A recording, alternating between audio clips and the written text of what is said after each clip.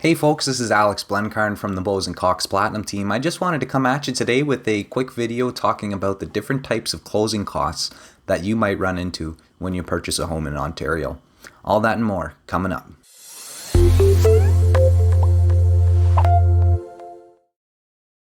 Alright, first I want to talk about the deposit. So the deposit is a sum of money that you pay when you submit an offer on a property. It is deducted from your down payment.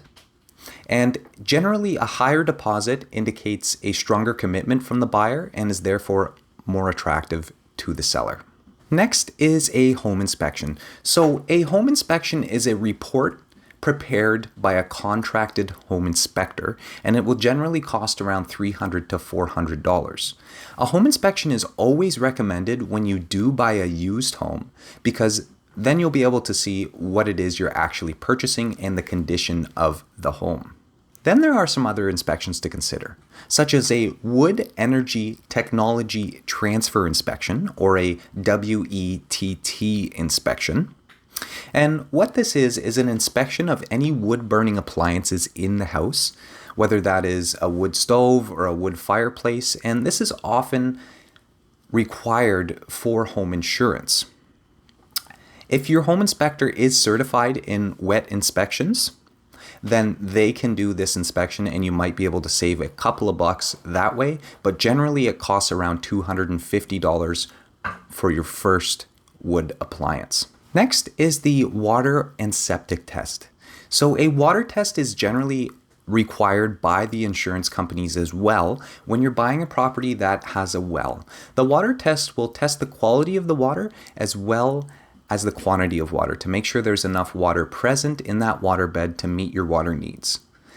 That also goes with the septic test. The septic test will be done to make sure that the septic has been pumped, that it's working properly, and that there is enough room in the septic system to meet your septic needs. So now let's talk about mandatory closing costs.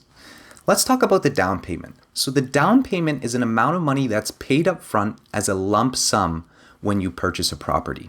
It's usually calculated as a percentage of the purchase price, and that remaining purchase price is then covered by a mortgage loan. So there is a way to calculate the down payment. So the down payment, you have to pay a minimum of 5% on the first $500,000 of the purchase price, and then a remaining 10% on the rest of the purchase price if it is over $500,000. So now let's talk about land transfer tax. So this is calculated as a percentage of the purchase price, and all provinces have a general rule that they follow, and each of them differ. Land transfer tax is mandatory, however, there is a rebate if you are a first-time buyer of up to $4,000. Then there's legal fees. So you can account for about $1,800 to $2,000 plus HST for those legal fees, and that will count for preparing documents, registering title, and all of the other things that a lawyer does throughout the transaction. Then there's title insurance. Generally, title insurance is required by a lender, and what it'll do is protect against any property disputes. Generally, title insurance runs you about $250 to $300, but that will depend on your mortgage broker or your lawyer. Now let's talk about some other costs to consider. Let's talk about a survey. So generally a survey is required to be presented from the seller if it's in their possession. So they must give it to you if it's in their possession. But if it isn't and you do require a survey, it can run up to about $2,000 to $4,000 depending on the size of the property.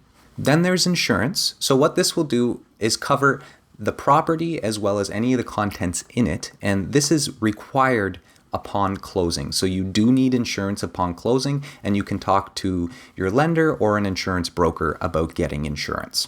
Then there's prepaid utilities and property taxes. So you may have to pay the seller any prepaid utilities that they have paid that year, as well as any property taxes that they may have paid that year. Property taxes are mandatory and they're calculated every single year, and you do have to pay them every year. However, there is an option to pay them monthly with your lender plan if that's something that you're interested in. Some people do find that easier to budget. Finally, there's the Tarion warranty and HST.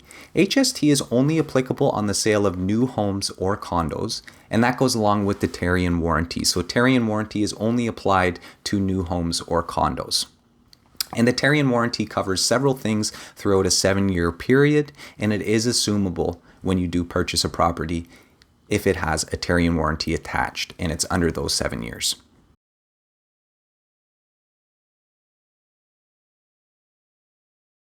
Alrighty guys, if you like this video and you're interested in this kind of content, please like and subscribe. And if you have any other questions about real estate, please reach out to me directly or drop a comment below and I'll get back to you as soon as possible with a message or a whole other video about it.